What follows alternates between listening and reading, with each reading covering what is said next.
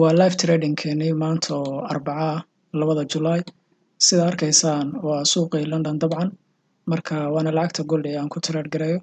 15 minute time frame trade kana qaadanay and then trade kana TB1 buu nasiya 45 biiba marka uu nagu soo laabtay 45 biiba ku manage gareyn already anaga duu trade ka TB1 uu nasiya waa break fan gareena faa'iidana qayb ka xirana marka 70 biiba target kan oo full ahaa trade ka markuu break fan naga saaray and then isla markii hadana halkan re-entry ka soo sameeyay trade ka labaad sida arkaysaan target kan waa 76 biib hadda sida aragtaan is live TB1 kii uu iminka nasiya almost conton ilaa iyo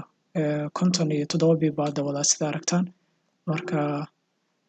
this area waa markasta waa risky laakiin waxa leeyahay 76 biib insha Allah wuu nasiin karaa markaan soo aragno insha Allah trade kana sida uu ku dhamaado so guys trade ka wuxuu nasiya 60 biib marka halkaas insha Allah ku manage gareyn doonaa sababtoo ah waxa ugu badan suuqu sameyn karo waa inuu structure kan uu body close ku xiro kadibna mar kale waxa weey la soo register garay hadana sida loo sii dhaqaaqo markay takes time frame ka trade gareynayna waa 15 sida aragtaan hadda candle-ka week buu soo qaadanaya inkastoo 10 minute ay u dhimantahay so